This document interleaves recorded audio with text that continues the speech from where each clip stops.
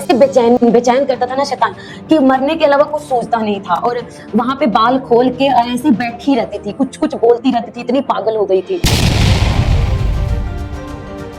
और ऐसा हुआ कि बारिश में भी रात में मैं सांपों के साथ बैठी हुई थी और सांप मुझे डसते नहीं थे। तो मुझे नहीं समझ में आता था कि ये सांप है क्या है। मैं तो पागल हो गई थी, बिल्कुल मेंटली डिस्टर्ब थी। तो ऐसा हुआ कि जब हम गाड़ी में सारे परिवार जा रहे थे, शैतान को पता चल गया कि इसे रोशनी मिल चुकी है, अब ये पक्का परमेश्वर को जान के बच जाएगी। तो उसने मुझे मारने की कोशिश की। मैं ऑटो से भरे रोड में मतलब छलांग मार दिया। मैंने छलांग मार के बाहर आकर और बड़े ट्रक के पास, बड़े बस के पास दौड़ के मरने के लिए, अपनी एक्सीडेंट करवाने के लिए दौड़ी। तो ऐसा हुआ कि मेरी जो आत्मा थी ऐसे निकल चुकी थी ऐसे। और लोग वहां पे बैठे थे, मेरे फादर मदर रो रहे थे। तो लास्ट में मैंने जीसस का नाम लिया। तो मैंने कहा, मेरी आत्मा निकल चुकी थी, मैंने बोला, हे प्रभु यीशु, वाकई आप जीवित परमेश्वर हैं, तो आज मुझे दर्शन दीजिए। तो वाकई एक बहुत बड़ा गोला, लाइट का बहुत बड़ा गोला मेरे सामने आया और उस लाइट से एक व्यक्ति निकला जो बहुत ही लंबा चौड़ा, उसकी पर्सनालिटी बहुत खूबसूरत थी, यंग, जैसे 29-30 साल का यंग हो कोई, और लंबे बाल खूबसूरत थे। उनके चेहरे में बहुत रोशनी थी, बहुत रोशनी, आज भी मुझे याद है। उनके कपड़ों में रोशनी थी, उनके हाथों में रोशनी थी, उनके पाँवों में लाइट था, पूरा लाइट था। और वो चमकता हुआ कोई एक व्यक्ति मेरे पास आके बैठा और मेरे सर को अपने गोद में रखकर सहलाना शुरू किया। बोलता है, हे मेरी बेटी, मैं तुझसे बहुत प्रेम करता हूँ। हे मेरी बेटी, मैं तुझसे बहुत प्रेम करता हूँ। मैं यीशु मसीह हूँ, तूने मुझे पुकारा, मैं तेरे पास चला आया स्वर्ग छोड़कर। और मैं हैरान हो गई कि कैसे ऐसे हो सकता है, जिसको मैंने कभी भी पूजा नहीं, कभी मैंने इनकी दुहाई नहीं दी, कभी मैंने इनको बचपन से माना नहीं। मैं तो सोचती थी कि ये तो क्रिश्चियन का परमेश्वर है, मेरे पास कैसे आ गया। और मैंने छोटी सी बात बोली कि हे प्रभु यीशु, अगर तू सच्चा परमेश्वर है तो मुझ पे प्रकट हो जा। वो वाकई प्रकट हो गया और उन्होंने एक वचन बताया मुझे।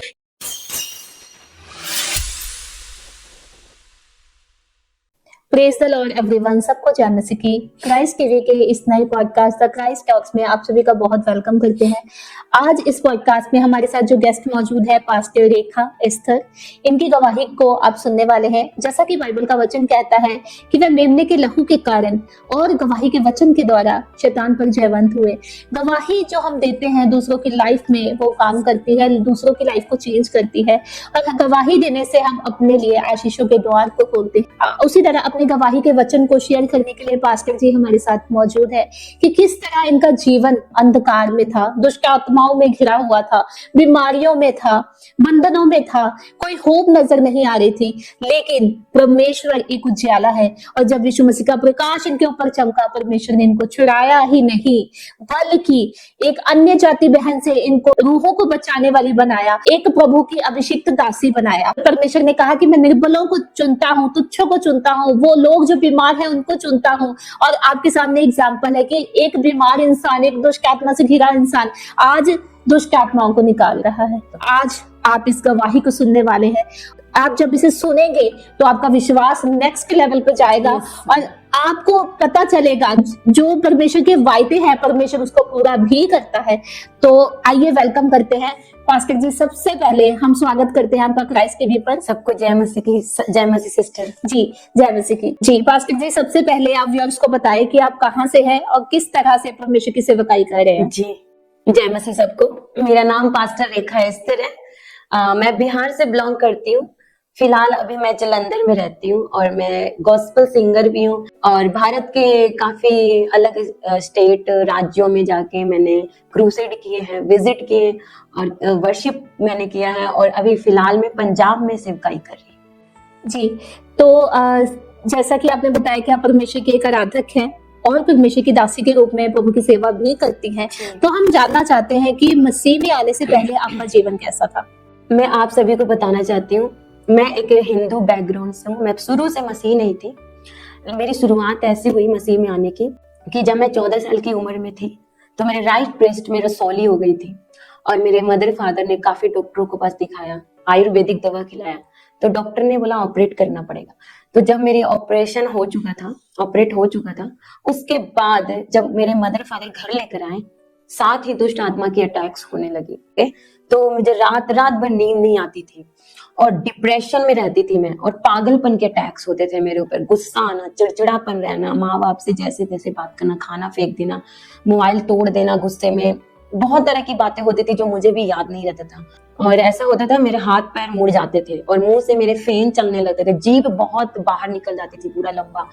तो मैं इतनी परेशान हो गई थी, और मेरे बाल झड़ने लगे थे पूरे, एक साइड से बाल ऐसे झड़ गए थे, मेरे हाथ के सारे नस दिखने लगे थे। मैं ऐसे 18 साल की एज में ऐसा लगती थी कि मैं 40 साल की हो गई हूँ, बुजुर्ग हो गई हूँ। और एक कोने में मैं ऐसे पड़ी पड़ी रोते रहती थी, 5 साल तक ऐसे रोती ही रही कोने में। मैं स्कूल जाती थी तो वहां पे जो मेरी जो फ्रेंड थी वो कहती थी कि इसमें टच मत होना, इसे इसे कोई रोग लगा है छुआछूत का, जो अगर इसमें कोई टच करोगे तो हमें भी हो जाएगा। तो एक गिल्टी फील होती थी मुझे कि मैं इस दुनिया में सबसे अलग पैदा हुई हूँ, और जन्म के साथ ही मुझे क्या क्या ऐसा सताव, क्यों दुख ऐसा आ रहा है। क्योंकि जो मेरे भाई बहन थे सभी नॉर्मल थे, सभी मेरी छोटी बहन भाई सभी मेरे से छोटे थे, वो स्कूल जाते थे, लेकिन मेरे वजह से उनकी भी पढ़ाई डिस्टर्ब होती थी। ऐसे हालात आ गए थे, काफी पैसे मेरे मदर फादर के खराब हुए, मेरी मम्मी जो सारे गहने हमारे लिए बेच कर मुझे इलाज में लगा दिया। और जो मेरे मोहल्ले वाले थे वो मेरे साथ बात नहीं करना पसंद करते थे, जो लड़कियां थी मोहल्ले की कहते थे इसके साथ मत बैठना, और जो परिवार वाले थे वो बोलते थे कि आप ये बड़ी बेटी को मेरे घर मत लाना, छोटी को ले आना, बड़ी बेटी को मत लाना, ये पागल है, ये बीमार है, हमें बदनामी होगी, हाँ हमारा भी रोग हो जाएगा।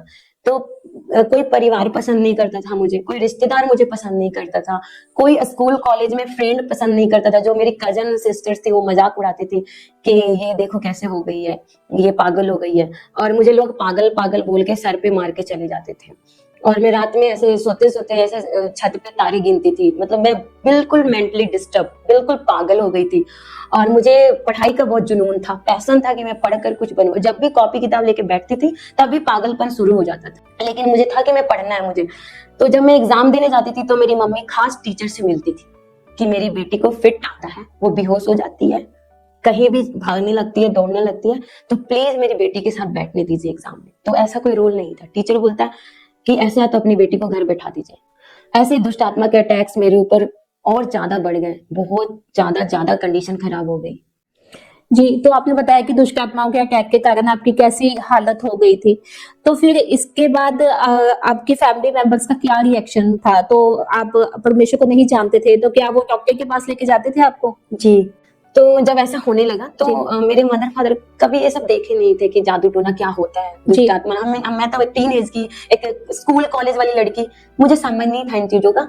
तो वो मेरे फादर डॉक्टर के पास लेकर गए, पहले जी। नॉर्मल डॉक्टर के पास लेकर गए, तो वो नींद की दवा देते थे, जी। इंजेक्शन लगाते थे। जब मैं घर आती थी ना तो 3-3 दिन सोए रहना, जी। खाना पीना कुछ नहीं, 3 दिन बाद उठना।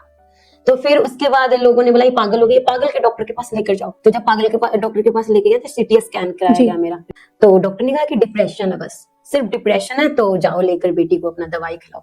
उन्होंने भी नींद की दवा दे दी हमें, वो भी खाया एक हफ्ते सोए रहना, नींद में सोना, नींद में खाना, नींद में बाथरूम जाना, मुझे पकड़ के मेरे पापा या मम्मी पकड़ के। अब 14-15 साल की लड़की को बुजुर्ग की तरह ऐसे बेड पे लिटाया जा रहा है, किया जा रहा है। तो जब मैं इतनी छोटी उम्र में मुझे बुजुर्ग की तरह बाथरूम ले जाया जा रहा है, जी। पकड़कर उठाकर खाना खिलाया जा रहा है, तो ऐसा फील होता था कि जो मेरी एज की लड़कियां हैं वो स्कूल जा रहे हैं, कॉलेज जा रहे हैं अच्छे से, और मेरे साथ ऐसा क्यों, मैंने कौन सा ऐसा गुनाह जी। किया है, कौन सा पाप किया है ऐसा। तो जो मेरे रिश्तेदार थे वो बोलते थे कि जरूर इसने कोई ना कोई बड़ा पाप किया है जो इसकी कुछ सजा मिल रहा है, या तो इसके माँ बाप ने कोई गुनाह किया होगा। जी, तो फिर डॉक्टर के पास लेके गए तो कुछ इलाज नहीं हुआ आपका? डॉक्टर के पास गए तो उन्होंने बोला डिप्रेशन है, और दवाई दिया, दवाई दी। नींद की दवा बस। कितने साल आपने दवाइयाँ खाई है? 4-5 साल ऐसा चलता रहा। जी। हाँ, और उसके बाद साइकोलॉजिकल डॉक्टर जिसको बोलते हैं, साइकोलॉजिस्ट। हाँ, जी। जो मनोवैज्ञानिक। हाँ, वो जी। डॉक्टर के पास हमें लेकर गए। तो वो पूछते हैं मेरे से, बेटा तुम्हें क्या प्रॉब्लम है, तू क्यों ऐसे सोई रहती है, क्या डिप्रेशन है, क्यों जी। डिप्रेशन है, किसी से प्रेम करते हो क्या? तो मैंने बोला नहीं, किसी की याद में हो क्या? मैंने नहीं, मुझे नहीं पता, मैं छोटी भी थी और मुझे खुद भी समझ नहीं आता जी। था कि मैं डिप्रेशन में क्यों हूँ, जी। और सुसाइड करने का मन क्यों करता है, क्योंकि हमें पता ही नहीं था दुष्ट आत्मा होती है ये चीज। जी। जी। तो उन्होंने भी बोला कि ले जाइए, और दवाई दिया, नींद का ही दवा उन्होंने दिया। फिर डॉक्टर ही दिखाते दिखाते थक चुके थे, कुछ समझ नहीं आ रहा था। फिर तो मेरे डॉक्टर वाले बोले कि इसको खूब खिलाइए पिलाइए। पापा मेरे बहुत सारे अच्छी अच्छी फ्रूट ला के देना, जूस पिलाना। आज खाया और फिर कल बेहोश हो जाना, आंखों के पास डार्कनेस रहना, ब्लैक ब्लैक पूरा नील पड़ना, बॉडी में पूरे नील पड़ना। तो मेरे फादर बोले मैं इसको खूब खिलाता हूँ और दूसरे दिन ही ये पतली और ऐसे दुर्बल हो जाती है। जी, आपने बताया था कि आपको बाबाओं के पास भी लेके गए थे आपके पेरेंट्स, तो उसके बारे में बताएं थोड़ा। हाँ, जब डॉक्टर के पास जा जाके मेरे मदर फादर थक चुके थे जी, तो किसी ने फिर सलाह दिया कि आप बाबाओं के पास लेकर जाएं। तो फिर घर पे बाबा आने शुरू हो गए। ऐसा हुआ कि घर पे बाबा लोग आते थे, वो रात रात भर बाल खुलवा के खेल पड़ती थी मुझे, तू कौन है, जल्दी बता, निकल जा, ऐसे। तो मुझे कुछ समझ नहीं आता था। और वो क्या क्या करते थे, बोलते थे कि आप बकरा चढ़ाइए, मुर्गी चढ़ाइए, कपड़ा चढ़ाइए, 20,000 रुपया दीजिए पहले, और एडवांस में पैसा लेते थे बाबा लोग। अब एक बाबा गया, दूसरा बाबा के अपॉइंटमेंट लेते थे मेरे मदर फादर। मतलब 10 बाबाओं के पास ऐसे हम गए थे। और एक तो ऐसा हुआ कि जब कहीं से ठीक नहीं हुआ तो एक बाबा के पास ऐसा, जो लेडीज भी थी और जेंट्स भी था दोनों, और वो सिक्कड़ से मारते थे बॉडी के ऊपर जी, और मोटे डंडे से मारते थे भूत को निकालने के लिए। ओके। तो मेरे शरीर पे इतने मारा गया, कूटा गया। कितनी एज थी आपकी दैट टाइम पे? तब 18 19 भी, 18, हाँ, 19 ऐसे 14-15 साल से होते होते एज बढ़ता गया और ये चीजें भी चलती रही। कैसा लगता था जब आपको मारा जाता था? मतलब मेरे जब ऐसे होता था कि जब घर पे आने लगे वो बाबा लोग, उनसे ठीक नहीं हुआ तो बाबाओं का भी लेवल था, ये 25,000 लेगा, ओके, ठीक कर देगा। तो बोलते 16 दुष्ट आत्मा है इस लड़की के ऊपर। ओके, हाँ, तो वो दुष्ट आत्माएं मेरे साथ रात में रिलेशन बनाती थी। जी, दुष्ट आत्मा मुझे आंखों से दिखती थी और वो रात में हाथ पकड़ के कहती थी चल मेरे साथ छत पे चल। और ऐसा होता था कि वो कहती थी कि चल घर से निकल जा, चल। तो ऐसा हुआ, एक दिन ऐसा हुआ कि जब मैं, मेरी मम्मी या बहन टीवी देख रही थी और मैं ऐसे बेड पे लेटी हुई थी, दुष्ट आत्मा ने कहा चल घर से निकल जा, और दरवाजा अपने आप खुल जाता था और वो मुझे लेकर जाती थी बाहर और रेलवे ट्रैक पे लेकर चली जाती थी कि तू कट के मर जा या फांसी लगा ले। तो बहुत उसने मारने की कोशिश की, पर मुझे नहीं पता कि कौन बचा रहा था उस वक्त। जी। कितना पैसा आपका खराब हुआ बाबाओं के पास जाने के बाद? हाँ, कम से कम 4-5 लाख, क्योंकि जो मेरी मम्मी के सारे गहने थे जी, मेरे इलाज में गए, और जो मेरी शादी के लिए गहने बनाए गए थे वो भी मेरे इलाज में चले गए। बहुत फाइनेंस खराब हुआ हमारा। और जो मेरे छोटे भाई बहन थे उनकी पढ़ाई भी मेरी वजह से लॉस होती थी, क्योंकि जब मेरे पे अटैक होता तो पूरी फैमिली डिस्टर्ब होती थी। और वो सारे भाई बहन छोटे बच्चे थे, मैं भी छोटी थी, वो घबरा जाते थे क्योंकि मम्मी पापा मेरे पीछे लगे रहते, वो छोटे छोटे बच्चे थे, वो खुद ही खाना बना के खुद स्कूल जाना। जी, और जो मेरी नानी की फैमिली थी, मेरे मामा मामी, वो सारे मुझे, मेरे लिए सारे जो भी भगवान को मानते थे सब मेरे लिए पूजा कर रहे, उपवास कर रहे, मेरी भांजी बच जाए, मेरी नातिन बच जाए, मेरी बेटी, मतलब पूरे परिवार में हाहाकार मच गया, क्योंकि मैं घर की बड़ी बेटी हूँ, मैं अपने नानी घर से भी सबसे बड़ी लड़की हूँ। तो सबका मेरे में प्राण था कि ये मर जाएगी तो पूरा रौनक खत्म हो जाएगा घर का। तो मेरे नाना जी भी पूजा पाठ करने वाले थे बहुत, हम कट्टर हिंदू हैं। तो सभी भगवान जितने भी थे सभी लोगों ने मेरे लिए पूजा पाठ करनी। मेरा जो मेरे बाद जो भाई है वो अभी पास्टर है, तो वो मेरे लिए नंगे पांव पानी डालते थे जाकर तुलसी में। और जो मेरी मामी है वो भी सुबह सुबह उठ के पूजा करते थे कि मेरी भांजी बच जाए। मतलब जितने लोगों को जो भी लगा मेरे लिए किया लोगों जी, ने। अपने हाँ, विश्वास के अनुसार उन्होंने किया। हाँ, बहुत लोगों ने किया। और मेरे नाना ने भी बहुत पैसे लगाए मेरे ऊपर। नानी तो मेरे साथ नहीं छोड़ती थी, जहां भी मेरे मम्मी पापा जाना, नानी ना मेरे साथ चलना। नानी ने भी पैसे दिए हमारे इलाज में, जो शादी में देना चाहिए लड़की को, लोगों ने मेरे इलाज पे दिए। जी, जैसा कि आपने बताया कि किस तरह दुष्ट आत्माओं की वजह से आपका जीवन बिल्कुल ही अंधकार में था, कोई होप नजर नहीं आ रही थी। जी, तो आपने बताया था कि आपने आत्महत्या करने की भी कोशिश की थी। जी, बहुत बार। तो किस तरीके से आपने आत्महत्या करने की कोशिश की थी और क्यों की थी? क्या ऐसा आपके दिमाग में आता था तब? जी, मैंने आत्महत्या करने की बहुत बार कोशिश की, क्योंकि मुझे ऐसा लगता था कि मैं जी कर क्या करूं। डॉक्टर के यहाँ गए, कुछ नहीं हो रहा है, बाबाओं के पास जाकर भी कुछ नहीं हो रहा। मैं एक छोटी सी लड़की और मेरे को जीने की उम्मीद थी, पढ़ाई करना चाहती थी, कुछ करना चाहती थी लाइफ में। और मैं देख रही हूँ कि मेरी वजह से मेरे भाई बहन डिस्टर्ब हैं, मेरे माता पिता को मैं बोझ बन चुकी हूँ। वो तो मुझे बोझ नहीं समझ रहे थे, लेकिन मुझे अपने आप में फील होता था कि मैं सबको डिस्टर्ब करके रखी हूँ। अगर मैं मर जाऊंगी तो शायद ये मेरा परिवार शांति से जीवन बिताएंगे। तो मैं बहुत काफी सुसाइड करने की कोशिश की, क्योंकि मैं जीना नहीं चाहती थी। तो ऐसा हुआ कि बहुत जगह डॉक्टर के पास दिखाने के बाद, बहुत सारे बाबाओं मेरे घर पे आने के बाद भी ठीक नहीं हुए। तो किसी ने मेरे मदर फादर को सलाह दिया कि आप एक ऐसी जगह है वहां पे लेकर जाइए अपनी बेटी को, तो शायद वहां वो ठीक हो जाए। अन्य जगह पे। जब हम ट्रेन में जा रहे थे तो मेरी मासी वहां पे, वो भी ट्रेन में बैठी थी। तो मासी ने कहा कि क्यों अपनी बेटी को यहाँ वहां लेकर जा रहे हो, एक बार चर्च लेके चलो। तो मेरी मदर ने कहा कि ठीक है, देखेंगे देखेंगे, ऐसे करके इग्नोर करके वो चले गए। जब मैं वहां पे गई अन्य जगह पे, वहां पे ऐसा हुआ कि रूम लेकर मेरे मदर फादर हमारे इलाज के लिए, मेरे ठीक होने के लिए वहां पे, मतलब अन्य जगह के जो बाबा लोग थे, उन्होंने क्या करना मुझे नहीं पता, मैं बेहोश रहती थी। तो वहां पे ऐसा हुआ कि मैं दलदल में चली गई थी। मैं रात रात में दलदल में जाके ऐसे मरने के लिए चली जाती थी। तो किसी ने बोला कि आप अपनी बेटी को क्यों ऐसे दलदल में छोड़ दिए हैं, वहां पे तो सांप है, काट लेगा। तो साथ में ही सांप रहता था और मैं सांपों के साथ ऐसे खड़ी रहती थी और मुझे काटता भी नहीं था। मुझे नहीं पता कि कौन सा फजल था मेरे ऊपर। तो फिर मेरे फादर ने हाथ पकड़ के दलदल से निकाला। और एक दिन ऐसा हुआ कि तालाब में मैं रूम से बाहर निकल के दौड़ के मरने के लिए, डूबने के लिए जा रही थी। तो मेरे मदर फादर दौड़ कर मुझे पकड़ के फिर से लाए। ऐसे मैं करती थी वहां पे और हालात खराब हो गए थे। और चारों तरफ जो नाले थे, मैं से लौटती थी। जब दुष्ट आत्मा मेरे पे आता था, अटैक होता था, तो शरीर में एक बेचैनी सी छा जाती थी। जैसे सांप लौटता वैसे मेरे अंदर तूफान मचता था। ये हड्डियां दर्द देने लगती थी और जो पाँव की हड्डियां, उसमें करंट लगता था और बॉडी में करंट लगता, झटके लगते थे मुझे। जब मुझे झटके लगते थे, करंट लगते थे, तो अंदर से बेचैनी होती थी। लगता था कि क्या कर लूं मैं। जैसे एक बार मैंने मिट्टी तेल भी ऐसे डालने के लिए माचिस मारने जा रही थी, तो मेरे फादर ने रोक लिया, बचा लिया मुझे। तो ऐसे बेचैन बेचैन करता था ना शैतान, कि मरने के अलावा कुछ सोचता नहीं था। और वहां पे बाल खोल के ऐसे बैठी रहती थी, कुछ कुछ बोलती रहती थी, इतनी पागल हो गई थी। और ऐसा हुआ कि बारिश में भी रात में मैं सांपों के साथ बैठी हुई थी और सांप मुझे डसते नहीं थे। तो मुझे नहीं समझ में आता था कि ये सांप है क्या है। मैं तो पागल हो गई थी, बिल्कुल मेंटली डिस्टर्ब थी रही हूँ। इतनी हालात खराब हो गए, इतने हालात खराब हो गए। 5-6 महीना मैं वहां पे रही और ऐसी हालातों में तो किसी ने मेरे मदर फादर को सलाह दिया, क्यों इस सुंदर और जवान बेटी को यहाँ पे मार रहे हैं, आप यहाँ से लेकर जाइए। 6 महीना वहां पे ऐसे चलता रहा। फिर मेरे फादर ने हार मान ली, बाबाओं के पास जाने से, अन्य जगह से जाने से हार मान ली और कहते घर लेके चलो यहाँ से। वहां भी रेंट पे रहने से पैसे खर्च हुए। तो वहां से जब मैं वापस लौट रही थी, तब मेरी मासी ने कहा एक बार चर्च लेके चली थी, क्योंकि वो मसीह में थी और उनको भी यही प्रॉब्लम थी, वो ठीक हुई थी वहां से। तो काफी बाबाओं के पास जाने के बाद काफी हालात मेरे जब बुरे हो गए, सारी फाइनेंस खत्म हो रहा है, तो मेरे फादर ने बोला अब घर लेकर चलो इन्हें वापस। जैसे मैं घर वापस आई तो मैं बेहोश थी, होश नहीं आता था मुझे, सांस बंद हो जाती थी। और मेरी मासी ने फिर से बोला, आपका हाथ जोड़ती हूँ, एक बार बेटी को चर्च लेके चलो। मेरे पापा ने कहा ठीक है, आपके कहने से एक बार लेकर जाता हूँ चर्च।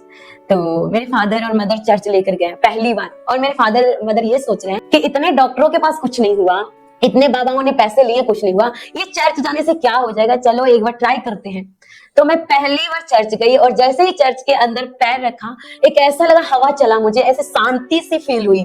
और तब वहां पे दुष्ट आत्मा और ज्यादा हावी हुई मेरे ऊपर और बाल खोल के मैं खेलना शुरू कर दी, बोलना शुरू कर दी, मैं मार डालूंगा, ये करूंगा, वो करूंगा। और सांप की तरह जब मैं लौटने लगी ऐसे ऐसे, तो लोगों ने, सारे पास्टरों ने मेरे ऊपर प्रार्थना करना शुरू कर दिया।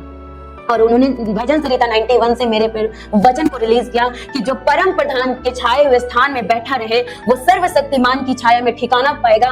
मैं यहोवा का विषय कहूंगा, वो मेरा शरण स्थान है, वो मेरा गढ़ है। तो ये वचन जैसे जैसे मेरे कानों में जा रही थी, वैसे वैसे अंदर से एक विश्वास उत्पन्न हो रहा था, वैसे वैसे मुझे शांति फील हो रही थी। मैं प्रॉपर तरीके से ठीक तो नहीं हुई थी, पर एक उम्मीद की किरण मुझे दिखने लगी थी। उम्मीद जाग गया था कि यहाँ पे जरूर कुछ ना कुछ है। तो वहां पे मैंने देखा एक चीज अच्छी लगी मुझे, कि उन्होंने ना मुर्गी मांगी, ना बकरा मांगा, ना 20,000 रुपया मांगा, ना सोना, ना चांदी।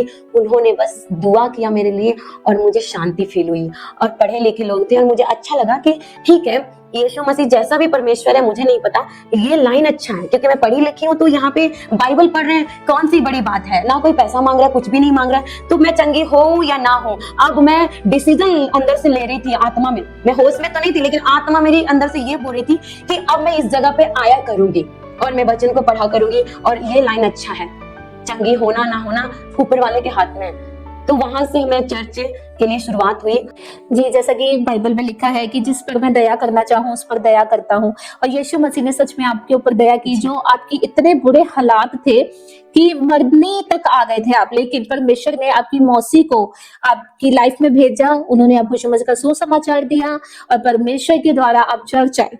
प्रभु यीशु मसीह की दया के कारण ही आप चर्च आए। परमेश्वर की शांति, जो कि यीशु मसीह एक शांति का राजकुमार है, उनकी शांति आपके ऊपर परमेश्वर ने उंडेली थी। इसके बाद क्या हुआ? इसके बाद हमारे फादर ने मासी के कहने से चर्च तो लेकर गए, पर फिर भी उनका विश्वास नहीं था परमेश्वर के ऊपर, ना मेरा इतना विश्वास बना था। जी। तो वापस आने के बाद फिर से एक बाबा के पास अपॉइंटमेंट, तो मैंने अपने फादर को हाथ जोड़ लिया, प्लीज पापा, ये बड़ा कठिन लगता है बाबाओं के पास जाना, क्योंकि वो गंदे नजरों से भी देखते थे और पैसे बहुत लेते थे और मारते थे ना, सिक्कड़ से मारते थे और मोटे मोटे डंडे से मारते थे, थूक चटवाते थे, तू कौन है, दोबारा मत आना। और ये बॉडी थक जाती थी खेलते खेलते। और चर्च में क्या है, आप चुपचाप बैठे रहो, वचन सुनो। तो ये लाइन मुझे अच्छा लगा, तो मैंने अपने फादर को बोला कि प्लीज पापा मुझे बाबा पास मत लेके जाइए, मुझे चर्च लेके चलिए, मुझे ये अच्छा लग रहा है। तो अभी आप जान लो, उस वक्त हमारे हालात ऐसे थे कि मेरी बात तो कोई सुनेगा नहीं, क्योंकि इसको क्या पता, ये तो पागल है, बेहोश हो जाती है। तो ऐसा हुआ कि जब चर्च से वापस लेकर आए, फिर से किसी बाबा के पास लेकर गए। वो लास्ट दिन था मेरे इन सारे चक्रों को खत्म होने का। तो ऐसा हुआ कि जब हम गाड़ी में सारे परिवार जा रहे थे, शैतान को पता चल गया कि इसे रोशनी मिल चुकी है, अब ये पक्का परमेश्वर को जान के बच जाएगी। तो उसने मुझे मारने की कोशिश की। मैं ऑटो से भरे रोड में मतलब छलांग मार दिया। मैंने छलांग मार के बाहर आकर और बड़े ट्रक के पास, बड़े बस के पास दौड़ के मरने के लिए, अपनी एक्सीडेंट करवाने के लिए दौड़ी। जो मेरा छोटा भाई था, जो अभी वो पास्टर बन चुके हैं, वो दूसरे रास्ते से फटाक से गाड़ी के सामने से खींच कर थप्पड़ मारा कि मेरी बहन को तू कैसे मार सकता है। और जब मारा तो मैं वही रोड पे बेहोश हो गई। और वहां पे टांग कर एक जगह था, वहां पे मुझे लेटा दिया गया। जो वहां पे बाबा थे, उन्होंने कहा कि राग भभूत लगाओ, इसको जो भी लगाना है। तो वो बाबा को मैंने गला पकड़ा और एकदम ऊंचा उठा के ऐसे खड़ा कर दिया। कहते ये छोटी सी लड़की में इतनी पावर कहां से? इस पे 15-20 दुष्ट आत्माएं हैं। और पूरे उस जगह पे भीड़ लग गई। लोग बोलने लगे कि इतनी सुंदर यंग लड़की को क्या कौन पागल कर दिया, कैसे ऐसे हो गया। तो मेरी मदर रोते रोते बोलने लगी कि जादू टोना मेरे परिवार ने मेरी बेटी को ऐसे कर दिया, क्या करूं, कुछ समझ नहीं आता, जो क्यों क्या दुश्मनी था, मेरी बेटी को ऐसा कर दिया। तो फिर उसके बाद उस बाबा के पास लेके गए। लास्ट जब उस बाबा के पास लेके गए, वो रात भर मुझे बाल खुलवा के यही बोलता रहा, तू कौन है, तू कौन है, दोबारा तो नहीं आएगी। मारा कूटा, मतलब सिक्कड़ से मारा। और एक छोटी सी लड़की के शरीर पे इतना मारा जा रहा, इधर से बाल पूरा मेरा हाथों से, उसने पैरों से दबा के निकाला था, पूरे टकले हो गए थे। बहुत दर्द होता था। उनको लगता है कि मारने से दुष्ट आत्मा निकल रही है, पर नहीं, मुझे तकलीफ होती थी। और जब वो मार लेते थे, सब कुछ कर देते थे, पीट उठ के घर पे भेजते थे, वो सारी दुष्ट आत्मा वापस लौट के आ जाती थी। जो मेरे रिश्तेदार थे, उनके फैमिली में ही एक बाबा थे, उनको मेरे नाम से बोल दिया गया था कि इस लड़की को मारना है। तो एक दुष्ट आत्मा जो आती थी, वो पैर उनके मुड़े हुए थे, पीठ उसके खोखले थे। मुझे तो दिखता था, पर मेरी फैमिली को नहीं दिखता था। और मेरी मम्मी को मैं बोलती, देख दरवाजे पे खड़ी है, मम्मी देख दरवाजे पे मुझे मारने के लिए आए। और वो बोलती थी कि मुझे रेखा नाम की लड़की के लिए भेजा गया, जिसे मैं लेकर जाऊंगी। तो मैं मम्मी के, अपनी नानी, जो नानी घर में ज्यादा में रहती थी, इलाज जब मेरे परिवार वहीं पे सपोर्ट उन्होंने किया, कहते कहाँ दिख रहा है, मुझे तो कोई दिख नहीं रहा, लेकिन मुझे चारों तरफ से 16 के 16 दुष्ट आत्माएं घेर के खड़ी हुई दिखती थी कि इसे मार के कब लेकर जाए। और मेरे परिवार को नहीं दिखती थी। तो ऐसा हुआ कि जब वहां से वो बाबा ने भी हाथ जोड़ लिया कि मैं आपकी बेटी के लिए कुछ नहीं कर सकता हूँ, आप ले जा सकते हैं। जब सारे बाबाओं ने हाथ जोड़ लिया, डॉक्टरों ने हाथ जोड़ लिया, तो मेरी फैमिली लास्ट में घर लेकर आ गई और फाइनेंस भी सारा खत्म हो चुका था। तो फिर मेरे फादर ने कहा कि अब मैं हार चुका हूं, तो ऊपर वाले समझेंगे अब। तो ऐसा हुआ कि सारी जगहों से थक चुके थे मेरे माता पिता, डॉक्टरों के पास से थक चुके थे, मेरे सारे फाइनेंस खत्म हो चुके थे और सारी उम्मीद खत्म हो चुकी थी। तो मेरी ऐसी डेड बॉडी जैसे पड़ी हुई थी और मेरी फैमिली वहां पे बैठकर रो रही थी। और मेरे फादर ने टेंशन में आकर नशा करने लगे कि एक जवान बेटी मेरी ऐसे हो गई और अब कोई उम्मीद नहीं है। तो ऐसा हुआ कि मेरी जो आत्मा थी ऐसे निकल चुकी थी ऐसे। और लोग वहां पे बैठे थे, मेरे फादर मदर रो रहे थे और मेरी आत्मा फिर निकल कर ऐसे बातें कर रही थी। उन सबसे बात किया मैंने, जो जिनको मैं बचपन से पूजते आती, जिनको मैंने बचपन से माना था, जिसपे मेरा ईमान था, उन सबको मैंने दुहाई दी कि मुझे बचा लो, मुझे बचा लो, मैं मरना नहीं चाहती हूँ, मैं पढ़ना चाहती हूँ, मैं लाइफ में कुछ करना चाहती हूँ, मैं अपने फादर और मदर के लिए कुछ करना चाहती हूँ, अपनी जिंदगी को जीना चाहती हूँ, मैं मरना नहीं चाहती। पर किसी ने मेरी सुनी नहीं, किसी ने, जो मैं बचपन से जिनको मानते आ रही थी, कोई भी नहीं आया मेरे पास, ना ही किसी की आवाज आई। तो लास्ट में मैंने जीसस का नाम लिया। मैंने याद किया कि मैं एक बार चर्च गई थी और वहां पे लोग बोल रहे थे कि यीशु मसीह मुर्दों को भी जीवित करता है। तो यही बातें मुझे याद थी, क्योंकि मुझे ज्यादा वचन नहीं पता था, मुझे बाइबल के बारे में कुछ भी नहीं नॉलेज थी, यीशु मसीह कौन है, लेकिन लोग वहां पे बोल रहे जीवित परमेश्वर है।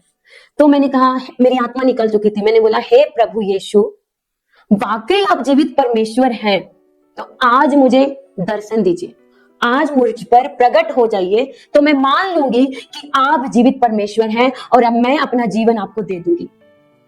तो मैंने बस ऐसा बोला, मेरी आत्मा ऐसे निकल चुकी थी और लोग ऐसे सोच रहे हैं कि इसकी आखिरी सांस चल रही है। मेरी सांस थोड़ी थोड़ी चल रही थी और लोगों ने सोचा कि अब इसका लास्ट डे है। मुझे भी यही लग रहा था कि मैं अब मरने वाली हूँ। तो वाकई एक बहुत बड़ा गोला, लाइट का बहुत बड़ा गोला मेरे सामने आया और उस लाइट से एक व्यक्ति निकला जो बहुत ही लंबा चौड़ा, उसकी पर्सनालिटी बहुत खूबसूरत थी, यंग, जैसे 29-30 साल का यंग हो कोई, और लंबे बाल खूबसूरत थे। उनके चेहरे में बहुत रोशनी थी, उनके कपड़ों में रोशनी थी, उनके हाथों में रोशनी थी, उनके पाँवों में लाइट था, पूरा लाइट था। और वो चमकता हुआ कोई एक व्यक्ति मेरे पास आके बैठा और मेरे सर को अपनी गोद में रखकर सहलाना शुरू किया। बोलता है, हे मेरी बेटी, मैं तुझसे बहुत प्रेम करता हूँ। हे मेरी बेटी, मैं तुझसे बहुत प्रेम करता हूँ। मैं यीशु मसीह हूँ। तूने मुझे पुकारा, मैं तेरे पास चला आया स्वर्ग छोड़कर। और मैं हैरान हो गई कि कैसे ऐसे हो सकता है जिसको मैंने कभी भी पूजा नहीं, कभी मैंने इनकी दुहाई नहीं दी, कभी मैंने इनको बचपन से माना नहीं। मैं तो सोचती थी कि ये तो क्रिश्चियन का परमेश्वर है, मेरे पास कैसे आ गया। और मैंने छोटी सी बात बोली कि हे प्रभु यीशु, अगर तू सच्चा परमेश्वर है तो मुझ पे प्रकट हो जा। वो वाकई प्रकट हो गया और उन्होंने एक वचन बताया मुझे कि मैंने तुझे माँ के गर्भ से चुन लिया था मेरी बेटी, लेकिन तूने कभी मुझे पुकारा नहीं, इसलिए मैं आया नहीं। आज तूने दिल से मुझे पुकारा है। देख मेरी बेटी, मैं तुझे स्वर्ग छोड़कर तेरे पास आया हूँ। क्या तू मुझ पे विश्वास करती है मेरी बेटी? मैंने बोला, हाँ प्रभु यीशु, मैं तुझ पे विश्वास करती हूँ। आज मैं पहली बार तेरा दिल से नाम लिया, तू मेरे लिए यहाँ पे प्रकट हुआ। तो प्रभु ने कहा, तू क्या चाहती है? मैंने कहा, प्रभु यीशु, तू सच में जीवित परमेश्वर है तो मुझे चंगा कर दे। तो उसने कहा कि क्या तू मुझ पे विश्वास करती है मेरी बेटी? मैंने कहा, हाँ प्रभु यीशु, मैं तुझ पे विश्वास करती हूँ। उसने कहा, 10 एतवार चर्च आ और परख के देख कि मैं कैसा परमेश्वर हूँ। मैंने कहा, अगर प्रभु यीशु तू मुझे चंगा कर देगा तो अपना सारा जीवन मैं तुझे दे दूंगी और जीवन भर तेरे लिए गीतों को गाऊंगी, जीवन भर तेरी आराधना करूंगी, जीवन भर तेरी सेवा करूंगी। तू कहेगा तो ये सारे चीजों को छोड़कर, माता पिता, फैमिली, सब कुछ तेरे लिए त्याग कर तेरी सेवा को करूंगी। मैंने उस वक्त में वादा किया, प्रभु से वायदा किया कि हे प्रभु यीशु, तू मुझे चंगा कर देगा तो मैं तेरी सेवा करूंगी। और आज मैं उस वायदे को निभा रही हूँ। सच में मेरा जीवन उस दिन से बदलता गया और मैं ठीक होती गई। इसके साथ मैं बताना चाहती हूँ आप सबको कि काफी टाइम जब जीसस के बारे में मुझे जब पता चला, उसके बाद भी मुझ पे सुसाइडल थॉट्स, डिप्रेशन जब आते थे तो मैं सुसाइड करने के बाद काफी कोशिश की और हर बार जीसस ने बचाया और मुझे समझ नहीं आता था कि कौन सा परमेश्वर। तो एक बार ऐसा हुआ कि रात में 8 बजे मेरे घर वाले सभी टीवी देख रहे थे और मुझे साइड में सुला दिया किसी कमरे में। और मेरी मासी ने बताया कि एक बाइबल का कोई टेप रिकॉर्डर, ऐसे कोई रेडियो था छोटा सा, जो लेके दे दिया गया मुझे कि तुम बाइबल सुनती रहना। पढ़ नहीं सकती, ऐसे हालात थी कि मैं बेड पे रहती थी तो मैं रेडियो में बाइबल वो सुनती रहती थी। और ऐसा हुआ कि दुष्ट आत्मा फिर से अटैक हुई और वो बोली, घर से निकल जा। और जब मैं नीचे उतरी बेड से, जैसे ही दरवाजे पे गई, दरवाजा खुल गया अपने आप। दरवाजा खुल गया, ठंड का टाइम था, मैंने स्टॉल लिया, चेहरे को बांधा और सीधे निकलती गई। कहाँ जा रही हूँ मुझे कुछ नहीं पता। और घर वाले सोच रहे हैं कि बगल वाले कमरे में ये सो रही होगी। तो सभी मुझे ऐसे अपने काम में बिजी रहते थे। मुझे ऐसे बाइबल की रेडियो दे दिया, बाइबल दे दिया, बस लिटा दिया और मैं निकली घर से और रेलवे लाइन तक पहुंच गई। जब ट्रेन पे कटने जा रही थी, मैं मरने के लिए जा रही थी, तो रेलवे लाइन पे जैसे ही पांव रखा मैंने, ट्रेन एकदम 2 सेकंड की दूरी पे थी और मैं जैसे ही ऐसे ट्रेन आने वाली थी, मैं रेलवे लाइन पे पैर रखी हुई थी, खड़ी थी बिल्कुल। तो लंबा सा वही व्यक्ति जो दर्शन दिया था मुझे, उस वक्त समझ नहीं आता था कि ये कौन है, लेकिन बाद में मुझे समझ आया कि ये जीसस थे। तो वही व्यक्ति, लंबा सा, गोरा, खूबसूरत, चमकता हुआ चेहरा, रेलवे लाइन पे जब खड़ी हुई कटने के लिए तो वो पीछे खींच लिया उसने और कंधे पे हाथ रख के बोला, मेरी बेटी, मैं तुझसे बहुत प्रेम करता हूँ, तू अपना जीवन क्यों बर्बाद करना चाहती है, क्यों मरना चाहती है? तो फिर मैंने बोला, तू कौन है जो मेरे पास आता है बार बार? तू कौन है जो मुझे बचाता है? मुझे घर नहीं जाना है। तो प्रभु यीशु ने कहा कि ठीक है, तू घर मत जा। और प्रभु, मैं एकदम ऐसे उनसे काफी टाइम इनकाउंटर होता था मेरा, क्योंकि मैं तब पागल थी, बीमार थी। और परमेश्वर हमेशा ऐसे लोगों को दर्शन देते हैं जो लोग दुनिया के नजर में वो पागल होते हैं। और मेरे को ऐसे कंधे पे हाथ रख के चलते जा रहे, बोलते ठीक है तू घर मत जा, मेरे साथ चल। और यीशु मसीह काफी दूर तक मेरे साथ बातें कर रहे थे, और क्या बातें की आज मुझे याद नहीं है, लेकिन वो मुझे बोल रहे थे मैं तुझसे बहुत प्यार करता हूँ, एक दिन ऐसा आएगा कि लोगों तक तेरी आवाज सुनेंगे लोग, मैं तुझसे प्रेम करता हूँ। ऐसे प्यार वाली बातें करते करते प्रभु यीशु ने मुझे दूसरे रास्ते तक, मैंने क्या देखा कि मैं अपने दरवाजे पे खड़ी हूँ और दरवाजा फिर से खुल गया और वहीं जाके लेट गई जहाँ मैं लेटी हुई थी। तो तब मैं जीसस को जानती भी नहीं थी, क्योंकि मेरी मासी चर्च जाती थी तो वो बाइबल दिया करती थी थोड़ा, और वो बोले वचन सुना करना, तो जीसस का नाम थोड़ा थोड़ा हम ऐसे ही नाम लेते थे, मेरे घर वाले भी थोड़ा थोड़ा लेते थे। तब भी यीशु मुझे बचाता था, और मैंने 5-6 बार सुसाइड किया और 6 बार भी वही इंसान दिखता था जो मुझे दर्शन में दिखा था। तब मुझे समझ नहीं आता था, क्योंकि जब मैं एक बार रेलवे लाइन पे मुझे यीशु ने दर्शन दिया, तब भी समझ नहीं आया कि ये कौन सा परमेश्वर है। फिर एक दिन ऐसा हुआ कि मैं बहुत सारे नींद की दवा खाकर मरने की कोशिश की, सुसाइड बहुत बार किया मैंने। तो ऐसा हुआ कि 3 दिन तक मैं ऐसे मरी रही, बेहोश रही, और तीसरे दिन सपने में आके जीसस ने फिर से मुझे दर्शन दिया, तीसरे दिन फिर से मैं मुर्दों में से जी उठी। जी, जैसा कि हमने जाना परमेश्वर ने अद्भुत दर्शन आपको दिए हैं, अपना आप पे जाहिर किया है। जी। तो फिर उसके बाद आपको कैसे पता चला कि परमेश्वर ने आपको एक दासी के रूप में चुना है? वहां से हमारी जर्नी शुरू हुई परमेश्वर के चर्च जाने की, और मैं चर्च जाना शुरू की, और मेरे फादर ने बोलना शुरू कर दिया तो ठीक है तुम चर्च जाओ, फिर मैं बाहर से छोड़ दिया करूंगा। और एक टाइम ये वर्ड भी मुझे याद है, मेरे फादर बोलने लगे कि मैं चर्च लेके नहीं जाऊंगा, लोग क्या कहेंगे, समाज क्या कहेगा। तो मैंने पापा को एक वर्ड बोला था कि आपको बेटी चाहिए या समाज चाहिए? नहीं, बेटी चाहिए, फिर मुझे चर्च लेके चलो। तो मैंने पहला प्रचार जोयस मेयर का सुना था जी टीवी पे, और उस वुमेन ऑफ गॉड से मैं प्रभावित होगी और मेरा विश्वास स्ट्रांग हुआ, और मैं चर्च जाना शुरू की। और हर संडे मेरे फादर चर्च के बाहर छोड़ के चले जाते थे, और वो नशा भी करते थे। एक दिन ऐसा चमत्कार हुआ कि मेरे फादर भी चर्च में जाके बैठना शुरू कर दिया और नशा छोड़ दिए।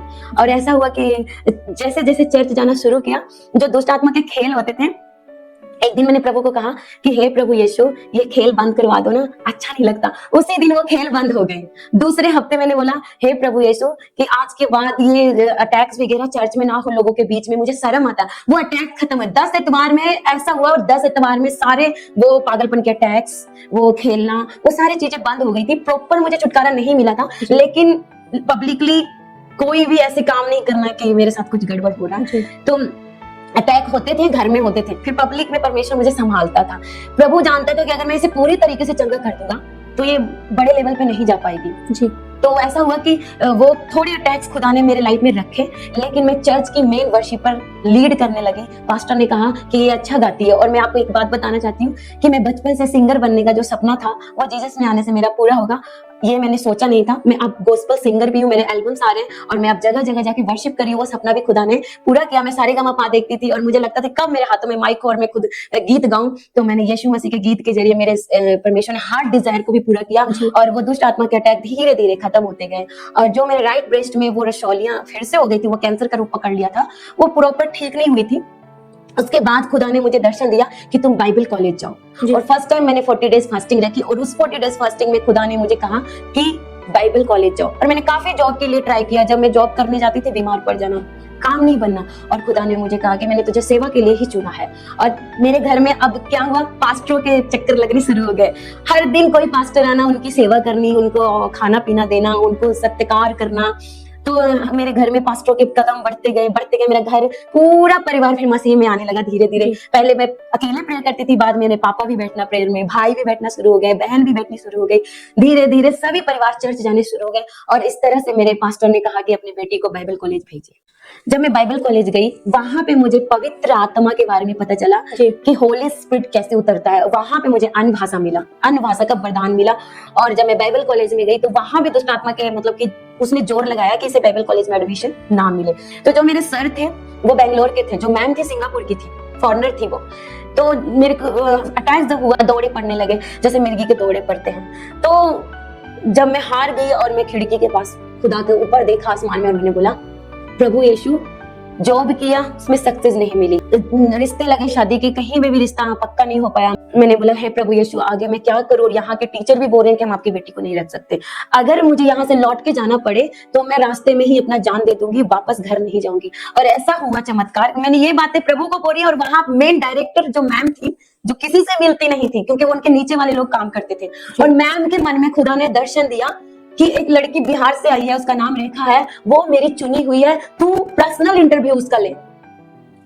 और खुदा की दासी ने कहा कि उस लड़की को ना निकालना कॉलेज से। मैं आ रही हूँ। परमेश्वर ने मुझे दर्शन दिया और मैं हैरान हो गई। मुझे फोन आया कि अंकल जी आपकी बेटी को इंटरव्यू के लिए बुलाया जा रहा है, बाइबल कॉलेज में सिलेक्शन मिल गया है, डोंट वरी, आप चिंता मत कीजिए। जो मेन डायरेक्टर मैम है, सिंगापुर की थी मैम, इंग्लिश में बात करती थी और सारे टीचर स्टूडेंट हैरान कि इस लड़की को मेन टीचर से अपॉइंटमेंट मिल गया बात करके। जो लोग मिलने के लिए तरसते हैं, मेन मुझे बुलाया गया ऑफिस में और मैम ने मुझे इंग्लिश में बात की और जो टीचर थे वो हिंदी में ट्रांसलेट करके बता रहे थे कि खुदा ने मुझे आपके लिए आवाज दिया कि ये बेटी मेरी ओर से तेरे कॉलेज में आई है और खुदा ने उनको कहा कि अगर ये लड़की को तू अपने कॉलेज में एडमिशन देगी तो मैं तेरे कॉलेज को ब्लेस करूंगा।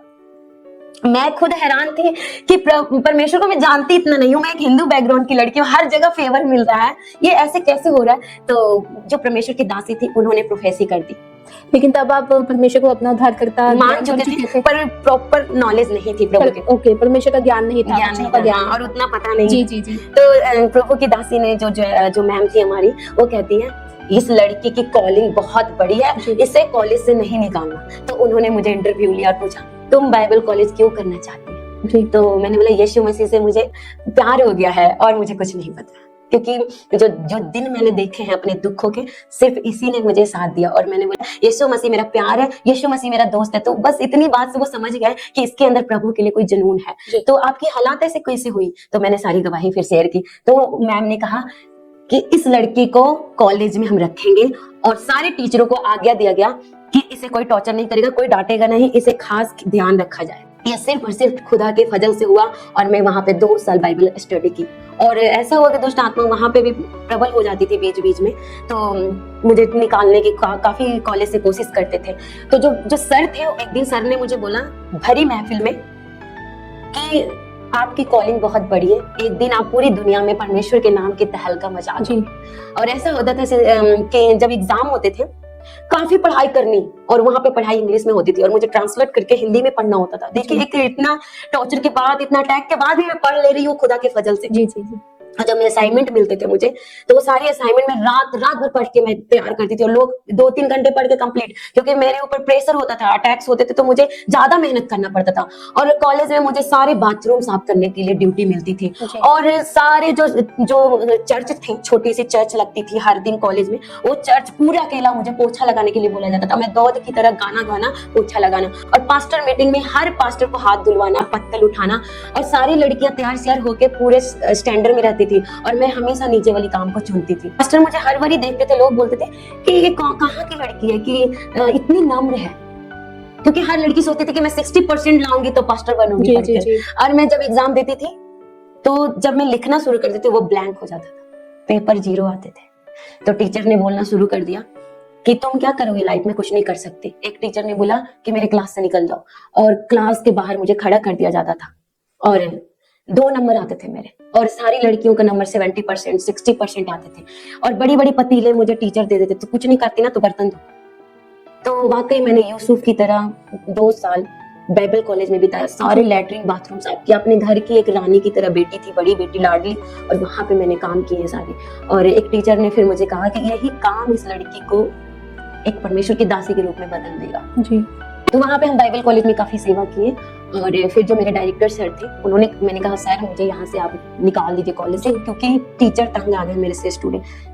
सर गुस्सा हो गए, क्योंकि वो मैन ऑफ गॉड थे, उनके से आत्मा बात करती थी, कहती कौन आपको कॉलेज से निकालिए, कॉलेज मेरा और मेरा प्रभु यीशु का, आपको कोई नहीं निकाल सकता, आपकी कॉलिंग बहुत बड़ी है। ये लड़की 2 नंबर लाती है, लेकिन एक दिन ऐसा होगा कि परमेश्वर इसके बड़े पास्टर के रूप में खड़ा करेगा। वहां से मेरी प्रोफेसी शुरू हो गई थी पास्टर की, लेकिन मुझे कुछ समझ नहीं आता था। और एक श्रीलंका से कोई टीचर आए थे, वहां पे विदेश से टीचर्स आते थे, और जितने टीचर्स आते थे मैं पीछे कोने में बैठती थी और चुन के मुझे वो आगे करते थे। क्या ऐसा था मुझे नहीं पता, बोलते थे ये लड़की आने वाले दिन में बहुत परमेश्वर के काम करेंगी। भविष्यवाणियां शुरू हो गई थी वहां से। कौन सा कॉलेज था वो? Bible college, assembly of God AG church. कहाँ पे?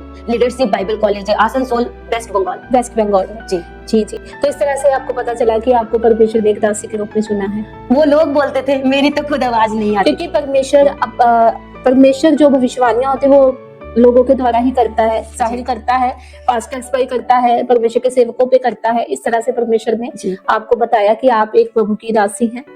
तो जैसे हम परमेश्वर में बढ़ते हैं तो शैतान भी हमें पीछे खींचता है। जैसे आप बाइबल कॉलेज, परमेश्वर ने आपको भेजा, फिर भी आपके ऊपर प्रॉब्लम्स आई, आपके मार्क्स नहीं आते थे, लेकिन मैं तैयारी प्रॉपर करती थी रात में जी, इंग्लिश को हिंदी करना, पूरा रट्टा मारना, और जब लिखना बैठना तो ब्लैंक हो जाना, और टीचर सोचना कि जानबूझकर नखड़ा करती है। और गाना गाने में तेज है, स्टेज पे डांस करने में तेज है। मेरी कवाली हुई थी मेरे महबूब प्यारे मसीहा, वो पूरा सिंगापुर तक पहुंच गई थी। तो मेरे फादर को टीचर ने कहा, देखिए आपकी बेटी 2 नंबर लाती है और गाना गाने में तेज है। तो परमेश्वर ने मुझे वहां से जर्नी, मेरी सेवा की, कॉलिंग की जो बातें थी वो होनी शुरू हो गई थी, और मुझे अन्य भाषा मिला। वहां पे पवित्र आत्मा का टच क्या होता है वो समझ आया। जी, यहाँ पे मैं एक सवाल आपसे करना चाहती हूँ कि जैसा कि आपने बताया कि आपने बाइबल कॉलेज में वो काम किए जो कोई करना नहीं चाहता था, आप परमेश्वर के लिए दीन बने, नम्र बने, और आज परमेश्वर ने आपको उस अभिषेक में बढ़ाया है। आज आप उन लोगों को क्या मैसेज देना चाहते हैं जो परमेश्वर की सेवा करना चाहते हैं, अनॉइंटिंग में बढ़ना चाहते हैं? जी, मैं आपको ये बताना चाहती हूँ कि मसा सिर्फ हाथ रखवा लेने से या फिर सिर्फ प्रेयर करने से नहीं मिलता, प्राइस पे करना पड़ेगा। जी, तो कितने लोग हैं कीमत चुकाने के लिए? तो आप देखो कि बाइबल में रूथ ने कीमत चुकाई। जी, जी, जी, रूथ की कितने लोग स्टोरी आप पढ़ लेना। जवान सुंदर लड़की, उसने डिसीजन लिया कि तू जिस परमेश्वर को मानेगी मैं उस परमेश्वर को मानूंगी, जी, तू जहां मरेगी मैं वहां मरूंगी, तू जिधर जाएगी मैं वहां जाऊंगी। लेकिन उसकी सास ने कहा कि हे बेटी, तू वापस लौट जा अपने मायके, तू शादी कर ले। लेकिन रूथ ने ये नहीं सोचा था कि मेरे बॉस से शादी हो जाएगी। जी, लेकिन रूथ ने केवल डिसीजन लिया कि मैं जीवित परमेश्वर के साथ, और जीवित परमेश्वर को माना ही माना, अपना जीवन उस इंसान के लिए दे रहा है जो बुढ़ापे में है। जी, एक बुजुर्ग औरत के लिए अपना लाइफ को कमा के मैं खिलाऊंगी और परमेश्वर के साथ चलूंगी। तो परमेश्वर ने इस प्राइस को, इस कीमत को एनवाइंटिंग के रूप में, उसके ब्लेसिंग के रूप में बदल दिया। जी, जी, जी, बिल्कुल। तो मैं बताना चाहती हूँ आप सबको कि मैं उस जगह पे बाथरूम साफ करती थी, बर्तन धोती थी, चैपल साफ करती। चैपल मतलब छोटा चर्च होता है, मतलब कि जो हमारे क्लासरूम में छोटे से चर्च बने थे उसमें रोज पोछा लगाना। मुझे गुस्सा नहीं आता था कि मुझे ही क्यों दिया जा रहा है खिड़की साफ करो पूरे, जबकि ड्यूटी 2 लड़कियों की दी जाती थी, और जो मेरे साथ ड्यूटी में 2 लड़की हमेशा गायब हो जाती थी। तो हमें खुशी मिलती थी, मैं पोछा लगा रही हूँ, परमेश्वर के गीत गा रही हूँ, पतीले धो रही हूँ, प्रभु के गीत गा रही हूँ, कॉलेज में रोटी बना रही हूँ, गीत गा रही हूँ, पूरे किचन को अकेला, और सारी लड़कियां बैठ के पढ़ाई कर रही है और मैं पोछा लगाना, बर्तन धोना, और जो पास्टर खाना खाते उनकी पत्तल में उठा रही। मुझे अंदर से आने से मिलता था, क्योंकि मेरे अंदर अटैक्स होते थे। मैं सोचती थी ये सारे काम करूंगी तो शायद खुदा मुझ पे दया करके मुझे चंगा कर देगा। लेकिन बाइबल कहती है कि तुम नम्र बनोगे तो पृथ्वी के अधिकारी होगे। जितना मैं दीन बनते गई उतना परमेश्वर मुझे ऊंचा करता गया, उतनी एनवाइंटिंग में मैं बढ़ती गई। मैं आपको बताना चाहती हूँ कि बाइबल कॉलेज कर लेने से या 60-70 मार्क्स ले आने से आप पास्टर नहीं बनते। आपको पहले जानना होगा कि वाकई आपकी बुलाहट है कि नहीं। क्या आपकी कॉलिंग वर्शिपर की है? क्या आपकी कॉलिंग बिजनेसमैन की है? क्या आपकी कॉलिंग पास्टर की है कि नहीं? क्या किसी की बातों में आके पास्टर बन रहे हैं या किसी की कहने में आके पास्टर बन रहे हैं? मेरी भविष्यवाणियां शुरू हो गई थी मेरे घर से ही। लोग आके बोलना शुरू कर दिए थे कि आपकी बेटी एक दिन प्रभु की दासी बनेगी। तो मैं इन बातों पे नहीं थी, मुझे बस था कि मुझे चंगाई मिल जाए। और जब मैं बाइबल कॉलेज गई तो वहां पे भी लोग भविष्यवाणियां करने शुरू कर दिया। तो बाइबल कॉलेज कर लेने से सिर्फ और 60-70 मार्क्स ले लेने से नहीं आप पास्टर बनते। आप जीसस के जैसा कैरेक्टर रखने से बनते हैं। आप यीशु की तरह नम्र बनेंगे, तरस वाला हृदय रखना पड़ेगा लोगों के प्रति, पास्टरों को सेवा करोगे, आप दीन बनोगे, परमेश्वर आपको शेरों में नहीं मिलेगा। जैसे कि मैं यहाँ पे आप सभी को बताना चाहती हूँ कि लोग कहते हैं कि हमें अपनी कॉलिंग के बारे में नहीं पता। आपको अपनी कॉलिंग के बारे में तब तक पता नहीं चलेगा जब तक आप परमेश्वर के साथ समय नहीं बिताएंगे, परमेश्वर के जीवित वचन को नहीं पढ़ेंगे। जब आप प्रभु की प्रेजेंस में बैठेंगे रोज रोज रोज, परमेश्वर आपको रेवलेशन देगा, परमेश्वर आपको धीरे धीरे गाइड करता जाएगा। जैसे यहाँ पे मेरी टेस्टिमनी है कि जब मैं जब परमेश्वर में नहीं थी तो मैं एक बॉलीवुड में रिपोर्टर का काम करती थी, एक जर्नलिस्ट थी। मुझे बहुत अच्छा लगता था लोगों से मिलना, इंटरव्यूज करना, ये प्रोफेशन था मेरा। लेकिन परमेश्वर ने मेरे मन को बदला। परमेश्वर ने मुझे बोला कि तुम जाओ अपने जलंधर वापस जाके खामरा चर्च में जाओ और सेवा करो। तो मैं वहां से अपना बैग उठाया जब परमेश्वर ने मेरे मन को बदला और मैं आ गई। और जब मैं आई तो मैंने कहा परमेश्वर तूने मुझे बुलाया है, अब मुझे कौन सी सेवा करनी है? तो खामरा चर्च में टेस्टिमनी टीम में परमेश्वर ने मुझे बोला जाके सेवा करो, और वो सेवा मिल गई। क्यों? जो परमेश्वर ने हमारे लिए रखा होता है ना, वो परमेश्वर वहां तक आपको लेके जाता है। और 2 साल मैंने टेस्टिमनी टीम में काम किया, मैं गवाहियां लिखती थी, लेकिन मुझे नहीं पता था कि वो गवाहियों के बाद परमेश्वर मुझे यहाँ पे बिठा देगा कि मैं दूसरों के इंटरव्यूज लूंगी। परमेश्वर ने, मेरे मन की इच्छा थी कि मैं बॉलीवुड में एक रिपोर्टर बनूं, जर्नलिस्ट बनूं, लेकिन परमेश्वर का वचन कहता है कि जो कल्पनाएं मैं तेरे विषय में करता हूँ वो भले की है, अंत में तेरी आशा पूरी होगी। जो हमारे मन की डिजायर है, मुझे था मैं कैमरे पे आऊं, मैं कैमरे पे बोलूं, मैं बॉलीवुड रिपोर्टर बनूं। आज परमेश्वर ने मुझे वही ब्लेसिंग दी है, लेकिन बेस्ट दी है और अपने तरीके से दी है। जैसा कि आपने भी बताया कि आप सिंगर बनना चाहते थे और परमेश्वर ने आपको सिंगर बनाया है, लेकिन अपने तरीके से, जी, अपनी जी। महिमा के लिए, जो कि बेस्ट है, जो हमें स्वर्ग राज्य का अधिकारी बनाएगा, हाँ जी। जो आम इंसान नहीं कर सकता। हमने यीशु मसीह को जान लिया जी। है, तो आपको परमेश्वर ने आपकी मन की इच्छा को पूरी किया, मेरी मन की इच्छा को पूरी किया। आज जो लोग परमेश्वर की सेवा करना चाहते हैं, परमेश्वर की प्रेजेंस में बैठे, तभी आप अपनी कॉलिंग को पहचान पाएंगे, क्योंकि आपकी कॉलिंग में आपकी ब्लेसिंग है। तो आज आपकी गवाही को हमने सुना और सच में बहुत ही ब्लेस्ड गवाही है आपकी। अभी आप परमेश्वर की महिमा के लिए, आप गॉस्पेल सिंगर है, एक परमेश्वर की महिमा के लिए एक वर्शिप सॉन्ग हो जाए।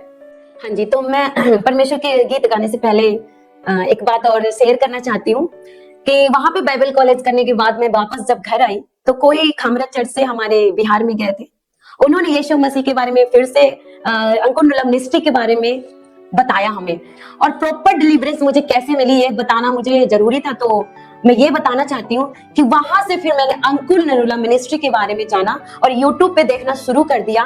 और जब मैंने देखना शुरू किया तो काफी अच्छा फील हुआ, और मैं पहली बार 2018 में खामरत चर्च आई अपनी फैमिली के साथ, और मैंने देखा कि यहाँ पे लंगड़े चल रहे हैं, अंधे देख रहे हैं, गूंगे बोल रहे हैं। इतनी मिरेकल्स मैं पहली बार देखी थी। उस चर्च में मैं जाती थी जरूर, पर ऐसे मिरेकल्स मैंने कभी नहीं देखे थे। बाइबल कॉलेज में भी ऐसे मिरेकल्स नहीं देखा था मैंने, और ऐसे मैन ऑफ गॉड भी मैंने नहीं देखा था। जिंदगी में पहली बार आंखों से जब मैंने अपोस्टल जी को देखा, मेरे आंखों को ऐसे भागे वो, मैंने डिसीजन ले लिया कि यही मेरे स्पिरिचुअल फादर होंगे लाइफ टाइम। इन्हीं से मैं बपतिस्मा लूंगी और अपनी लाइफ को इसी चर्च में डेडिकेट करूंगी।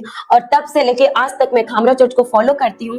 और उस दिन पहले दिन ही मेरे कैंसर जो था, रसौली गायब हो गई थी, और उस दिन से मैं पूरी रीति से चंगी हो गई, और मेरा पूरा परिवार अब पंजाब में आ चुका है, और प्रभु ने मुझे एक घर के साथ ब्लेस किया। मैं प्रॉपर तरीके से जलंधर में रहती हूँ, मेरा पूरा परिवार चेंज हो चुका है। हम सब परमेश्वर के साथ बहुत खुश हैं। अब मैं एक परमेश्वर की गॉस्पेल सिंगर, एक आराधक के रूप में परमेश्वर के काम कर रही हूँ, एक पास्टर के रूप में भी प्रभु की आराधना और सेवा कर रही हूँ।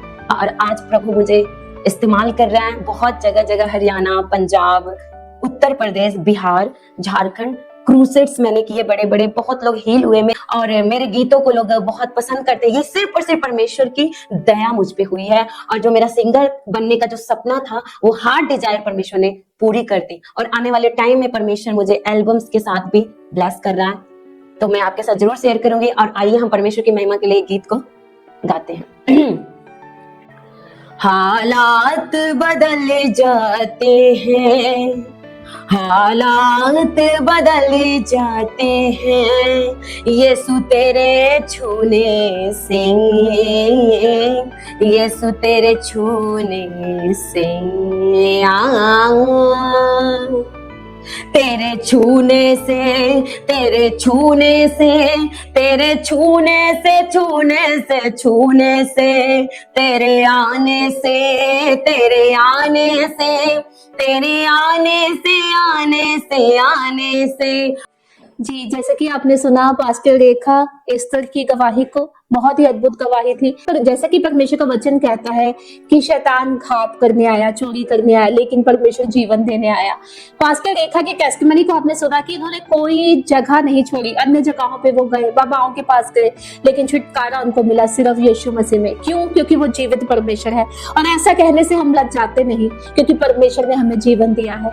आप सभी जन जो इस गवाही को सुन रहे हैं, अपने टेस्टिमनी को शेयर करें, क्योंकि आपकी गवाही किसी की जिंदगी बदल सकती है, किसी को मरने से बचा सकती है, किसी को छुटकारा दे सकती है। इस गवाही को शेयर करना ना भूलें, और अपनी गवाही को नीचे दी गई मेल आईडी पर मेल कीजिए। जब आप अपनी गवाही देंगे तो परमेश्वर देखना आपकी गवाही के द्वारा आपको ब्लेस करेगा, दूसरों को तो ब्लेस करेगा, आपको भी ब्लेस करेगा।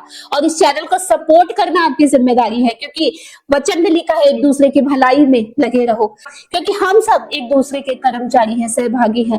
हमारा कर्तव्य है कि मसीह होने के नाते एक दूसरे को सपोर्ट करना, एक दूसरे को ऊंचा उठाना। अगर आप इस चैनल को, इस गवाही को शेयर करेंगे, और ये चैनल प्रभु के राज्य के लिए इस्तेमाल हो रहा है, परमेश्वर आपको भी ऊंचा करेगा। आप सभी जन ब्लेस्ड है। God bless you all.